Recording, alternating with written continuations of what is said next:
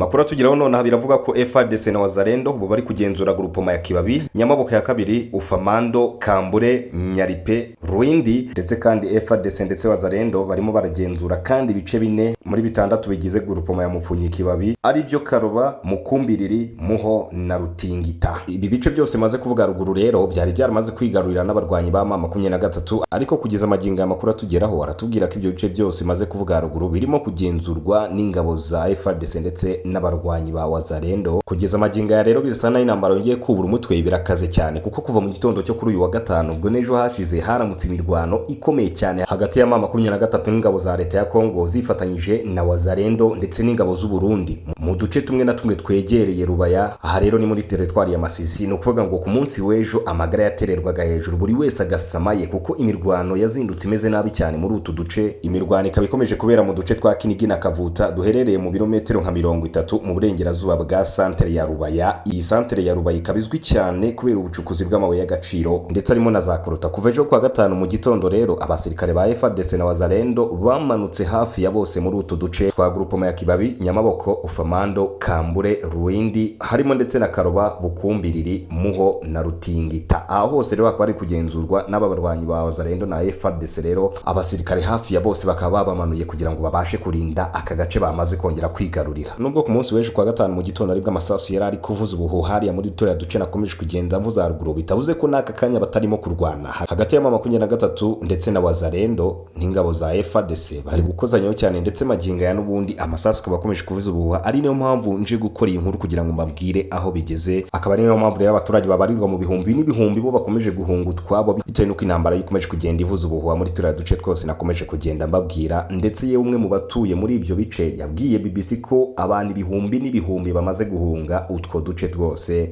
kandi rero bakaba baniteze ko n'abandi benshi bakomeza kugenda bahunga buhoro buhoro uko intambara ikomeza kugenda ivuza ubuhuha. Ngira ngo mwarabonye ko kuwa kane uwitwa Safari Makuza uyakaba umuyobozi wayo mu M23 ushinzwe gukangurira abantu kwinjira muri uwo mutwe mu M23 mu gace ka Masisi, yageze i Kanyaru ahumuriza abaturage bahahungiye baturutse Kinigi na Katoyi. Uyu Safari Makuza yamanutse agiye guhumuriza abaturage bose bari bahungiye muri ibi bice, byonyine aricyo kimujyanye aremera afata urugendo rw'ibirometero byinshi kugira ngo abashe guhumuriza abaturage bari bahungiye muri utu duce. Gusa muri iki cyumweru amakuru namwe akaba yaravuze ko ngabo za leta na Wazalendo bakuye abarwanyi ba M23 mu gace ka Kinigi, ariko nta ruhande na rumwe rwigeze rwemeza ko ibi byabayeho. Imirwano irimo gukoresha indege z'intambara na drone ikomeje kuvugwa hagati y'impande zombi mu duce dutandukanye two mu ntara za Kivu ya ruguru na Kivu y'epfo. Mu ibanga rikomeye cyane hakaba ari gukoreshwa drone zitagira abapilote ndetse n'indege z'intambara mu buryo bwo gukomeza kwirukana M23. Aha ni ku ruhande rwa FARDC ndetse na Wazalendo, naho M23 yo igashinja leta ya Kongo kwirengagiza amasezerano y'amahoro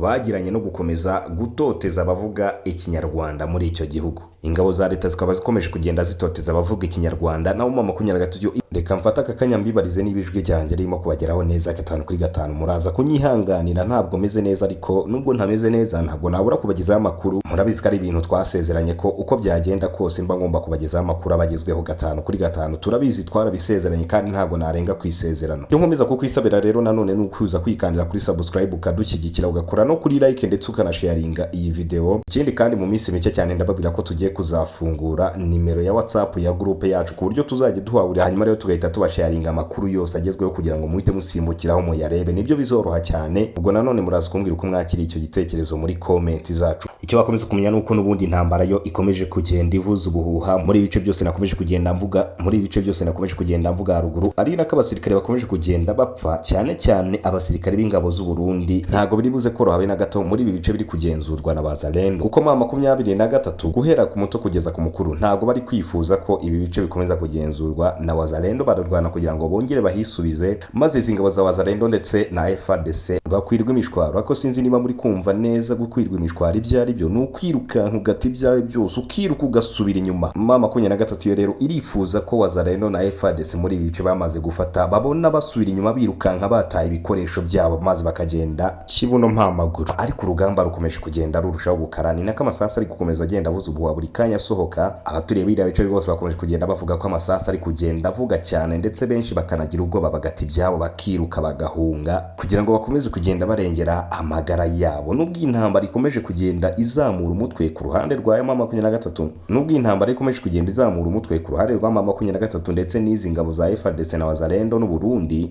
Amerika yo n'itsinda ry'ibihugu bikurikiranira hafi ibibera mu karere k'ibiyaga bigari bamaze gutangaza ko bahangayikishijwe n'intambara ziri mu burasirazuba bwa Kongo ndetse n'ingaruka izo ntambara zigira mu karere, maze basaba impande zombi ko zahagarika intambara. Ibi rero akaba ari bimwe bikuye mu itangazo Leta Zunze Ubumwe za Amerika zasohoye nyuma y'inama yahuje Ububiligi na Denmark, umuryango w'ubumwe bw'Uburayi, Ubuholandi, Suwede, Ubusuwisi, Ubwongereza na Amerika, ikaba yarabaye kuwa 21 na 22 Gicurasi muri uyu mwaka wa 2026. Ntago biri buze koroha na gato, kuko biragaragara ko Leta Zunze Ubumwe za Amerika nazo zishaka kwitambika muri iyi ntambara. Aha rero Leta Zunze Ubumwe za Amerika nizimara kwitambikamo biraba bigoye cyane kuri izi mpande zose, cyane cyane M23. Ibi bihugu byose navuze haruguru birasaba ko impande zihanganye zakurikiza ibikuye mu masezerano kugira ngo habashe kuboneka inzira y'amahoro. Ikindi kandi nuko Leta Zunze Ubumwe za Amerika ndetse n'abiriya bihugu byose nababwiye byasabye guhagarika ikoreshwa ry'indege zitagira abapilote mu kwica abasivile ndetse n'ibindi bikorwa bishyira mu kaga abasivile. Biriya bihugu byose navuze haruguru nta kintu na kimwe bishaka bishyira ubuzima mu kaga bw'abasivile, cyane cyane ziriya ndege zidafite abapilote ziri gukoreshwa muri iyi ntambara. Leta Zunze Ubumwe za Amerika zasabye ko byose bihagarara kugira ngo abasivile bakomeze kugira ubuzima bwiza, kuko Leta Zunze Ubumwe za Amerika zakomeje kuvuga ziti ntabwo ari ngombwa ko habaho intambara y'amasasu kugira ngo intambara ibashe guhagarara, ahubwo abanza kubaho inzira ya politike ndetse n'ibiganiro byimbitse. Ibyo rero akaba ari byo bibasha gukemura ikibazo kiri hagati y'ibihugu bimwe na bimwe, atariko mu gihe habayeho intambara amasasu nyine arakomeza akavuga nk'uko dukomeza kugenda tuyibona mu burasirazuba bwa Repubulika Iharanira Demokarasi ya Kongo. Ariko ubu gutya sinasoza, reka nizere ko byose nabibabwiye, reka nanjye nanasoze gutya. Aho rero mukomeze kugira ibihe byiza, Uwiteka akomeza abe mu byanyu.